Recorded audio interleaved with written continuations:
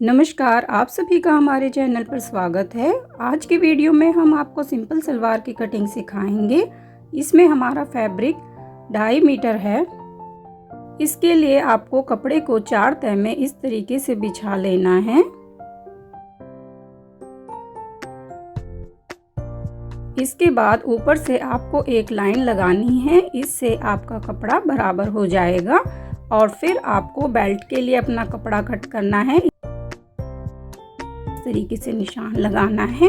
हम अपनी belt 8.5 inch की काट रहे हैं। आप चाहे तो 8 की या फिर 9 इंच की भी ले सकते हैं। अगर आप अपनी बेल्ट 8 या 9 इंच की कट करते हैं तो आपको जब आप सलवार कटिंग करेंगे तब उसमें आधे इंच के चेंजेस करने पड़ेंगे। पूरे कपड़े को आपको इस तरीके से फोल्ड करते हुए बिछा लेना है।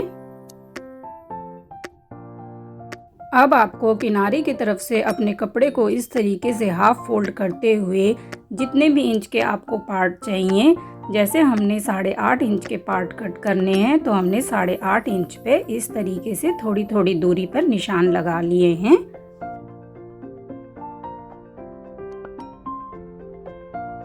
जहाँ पर आपने अपने पार्ट के लिए निशान लगाए हैं वहाँ तक आपको अपने कपड़े को हाफ फोल्ड करके इस तरीके से बिछा लेना है। अब आपको अपने कपड़े के ऊपर से एक सीधी लाइन ड्रॉ करनी है, जिसकी वजह से आपका कपड़ा बिल्कुल सीधा हो जाएगा। जो हमने 8.5 इंच की अपनी बेल्ट कट करी थी उसे हम मानेंगे कि वो तैयार होकर 5 इंच की रह जाती है। तो 5 इंच ऊपर इस तरीके से छोड़ते हुए आपको अपनी सलवार के लेंथ के बराबर निशान लगा लेना है। जैसे कि हमारी 39 की सलवार है तो हमने 5 इंच ऊपर छोड़ते हुए 39 इंच पर इस तरीके से निशान लगा लिए हैं।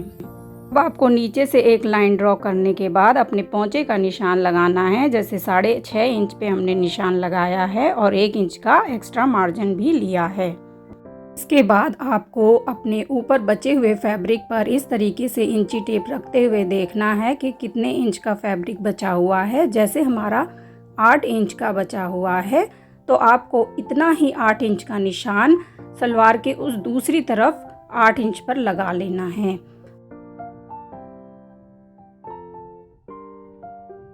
अब आपको इस 8 इंच के निशान को पोंचे वाले निशान से इस तरीके से तिरछा मिलाते हुए एक लाइन ड्रॉ कर लेनी है और फिर इसी लाइन पर से आपको कटिंग कर लेनी है।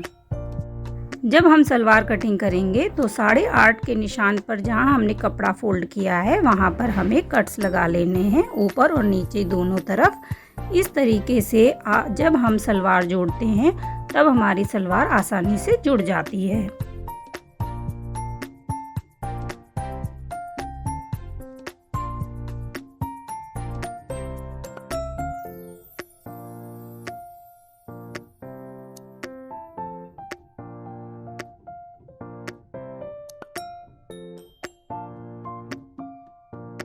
इसके बाद आपको कपड़े को इस तरीके से फोल्ड करते हुए दूसरे हिस्से को इसके नीचे बिछाना है।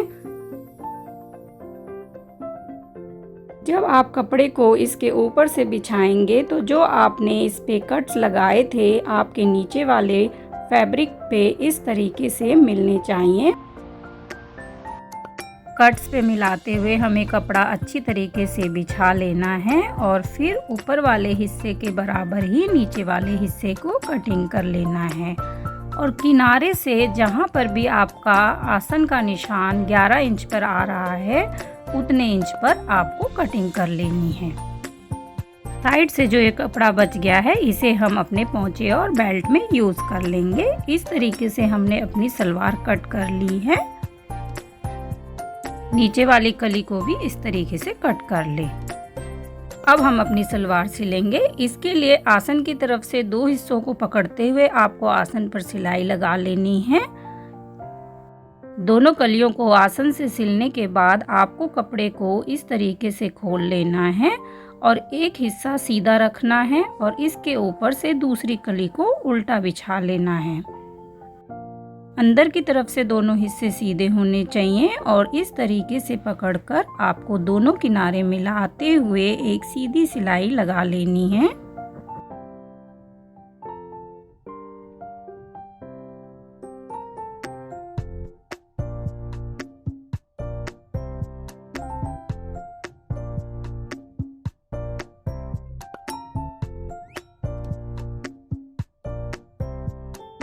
जब आपकी ये किनारे वाली सिलाई लग जाएगी, अब आपको अपनी सलवार का एक हिस्सा पकड़कर इस तरीके से दूसरे हिस्से से मिलाना है और दोनों हिस्सों को मिलाते हुए आपको एक और सीधी सिलाई लगा लेनी है।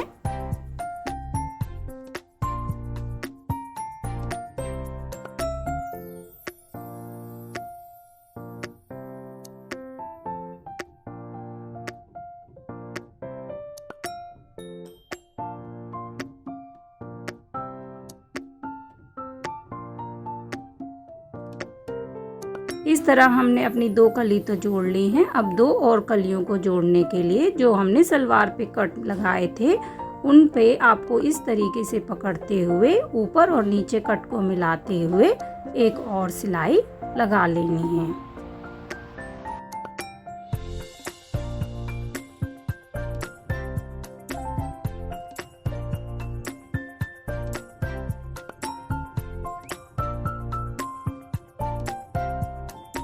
इसके बाद आपको दूसरे हिस्से पर जो कट्स लगे हैं उनको भी मिलाते हुए किनारे से सिलाई लगा लेनी है। इसके बाद आपको अपनी बेल्ट तैयार करनी है। मैंने अपनी बेल्ट के लिए कपड़ा अलग से पहले कट नहीं किया था, तो मैंने बचे हुए फैब्रिक पर अपनी बेल्ट को इस तरीके से एक तरफ से जोड़ लिया है। अब जितनी इंच की मुझे बेल्ट तैयार चाहिए मैं उतने इंच को इस तरीके से फोल्ड करते हुए अपना कपड़ा कट कर लूँगी। आपको अपनी बेल्ट अपने हिप साइज़ में 8+ कर रखनी है। जैसे कि 46 इंच के हिप साइज़ में 8 इंच जोड़ने के बाद 54 आता है, तो हमें 27 इंच का कपड़ा कट कर लेना है। उसमें हमें मार्जिन का कपड़ा एक्स्ट्रा ऐड करना है। किनारे से इस तरह से तिरछा मोड़ते हुए आपको एक सिलाई लगा लेनी है। इसके बाद आपको इसे इस तरीके से खोलना है और इसके चारों तरफ एक सिलाई लगा लेनी है।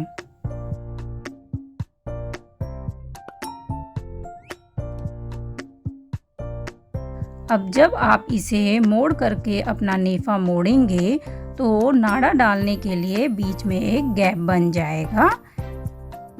इसके बाद अब हम अपना नेफा तैयार करेंगे। इस तरीके से थोड़ा सा कपड़ा फोल्ड करते हुए आपको इसके चारों तरफ इसी तरीके से सिलाई लगा लेनी है। अगर आपको हमारी वीडियोस अच्छी लगती हैं तो प्लीज़ लाइक, शेयर और सब्सक्राइब करना ना भूलें। और अगर आपको हमसे कुछ पूछना है तो आप कमेंट बॉक्स में भी कमेंट कर पूछ सकते हैं।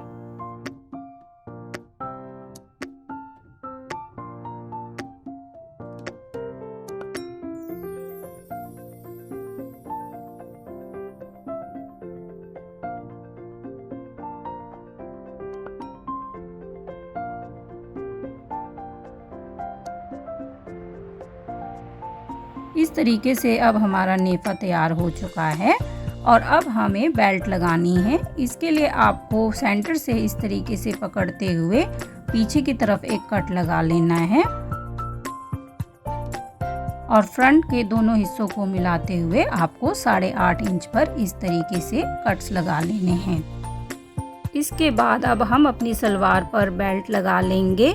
इस वीडियो में हमने आपको बेल्ट लगाकर नहीं दिखाई है। अगर आपको प्लेट्स डालने का तरीका या बेल्ट जोड़ना नहीं आता है तो आप हमारी पिछली वीडियो देख सकते हैं। उसमें हमने अच्छी तरीके से बताया है कि सलवार पर प्लेट्स कैसे डालें, जिसका लिंक आपको डिस्क्रिप्शन बॉक्स पर मिल जाएगा। हमने अपनी सलवार पर प्लेट्स डाल ली हैं। हमारी प्लेट्स डलकर सलवार इस तरीके से बन चुकी है। इसके बाद अब हमें अपनी सलवार पर पोंचा लगाना है। पोंचा लगाने के लिए आपको बुकरम पोंचा जितना चाहिए उससे एक्स्ट्रा लेनी होती है। जैसे कि 2.5 इंच के पोंचे के लिए आपको 2.25 इंच की बुकरम लेनी होगी। अब आप सबसे नीचे बुकरम रखेंगे, उसके ऊपर से कपड़ा सीधा और फिर सलवार का कपड़ा उल्टा रखेंगे और एक सीधी सिलाई लगा लेंगे। मैं जब भी सलवार बनाती हूँ तो इसी तरीके से पोंचा लगाती हूँ। अगर आप किसी और तरीके से पोंचा लगाते हैं तो हमें कमेंट बॉक्स पर ज़रूर बताएं। अब आपको बुकरम पर बचे हुए कपड़े को इस तरीके से फोल्ड करते हुए एक सिलाई लगा लेनी है। इसके बाद आपको सीधी तरफ से इस तरीके से क्रीज बनानी है और कपड़े को इस तरीके से फोल्ड करते हुए एक सिलाई लगा लेनी है। पोंछा लगाते समय आपके कपड़े पर एक भी सिलवट नहीं होनी चाहिए और जहाँ पर जोड़ हैं वो बिल्कुल सीधे होने चाहिए, तभी आपका पोंछा बड़ी सफाई से बनेगा।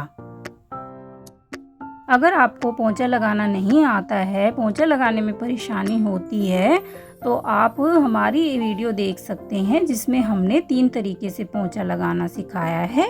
उन तरीकों में से जो भी तरीका आपको सही लगे आप उस तरीके से पोंछा बना सकते हैं, जिसका लिंक आपको डिस्क्रिप्शन बॉक्स में मिल जाएगा। अब आपको पोंछे को फोल्ड करना है और जितने इंच का आपको पोंछा चाहिए उतने इंच पर निशान लगाकर किनारे से इस तरीके से मिलाते हुए सिलाई लगानी है और दूसरे किनारे तक आपको ये सिलाई पोंछे को इस तरीके से रखकर उतने ही इंच पर निशान लगाकर लगा लेनी है।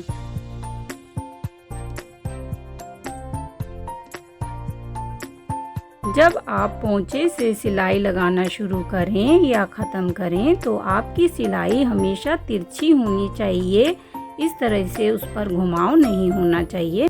जब भी आप पोंछा जोड़ें तो आपको इस बात का ध्यान भी रखना है कि दोनों जो कलियों के जोड़ हैं वो एक दूसरे से मिलने चाहिए। अब हमारी सलवार बन चुकी है। उम्मीद करती हूँ आप सभी को ये वीडियो पसंद आई हो।